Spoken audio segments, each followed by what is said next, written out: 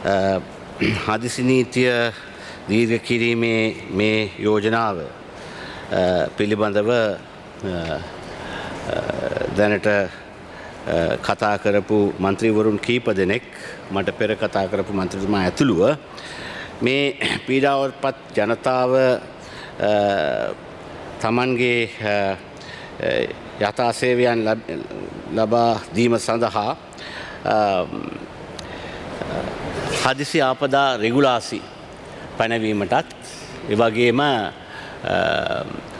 අත්‍යවශ්‍ය සේවා කොමසාරිස් කෙනෙක් පත් කිරීම පිළිබඳවත් අවශ්‍යතාවය සැලකිල්ලට ගනිමින් අපි මේක තවත් දීර්ඝ කිරීමට අවශ්‍ය වන බව කියා සිටියා. නමුත් ආපදා කළමනාකරන පනත යටතේ ආපදා තත්ත්වයක් ප්‍රකාශයට පත් කළා නම් පනතේ 10 වෙනි 11 වෙනි 12 වෙනි ඡේදයන් යටතේ මේ වගේම අවශ්‍ය දේවල් කිරීමට ඉඩකඩ තිබෙන බව අපි කලිනුත් අවධාරණය කළා.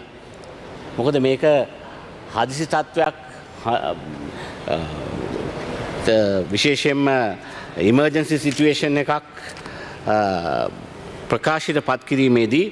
මේ රෙගුලාසි අවභාවිතා කිරීමෙන් වැළකීම සඳහා තමයි ආපදා කළමනාකරන පනත යටතේ ආපදා තත්ත්වය ප්‍රකාශයට පත් කරමින් එලෙසම අවශ්‍ය කටයුතු කිරීම සඳහා විධිවිධාන යොදවලා තියෙන්නේ. නමුත් ඒව පාවිච්චි නොකර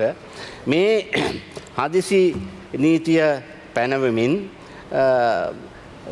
විවිධ ආකාරයේ මර්ධනයන් සිදුවීමට හැකි බව අපි අවධාරණය කළා.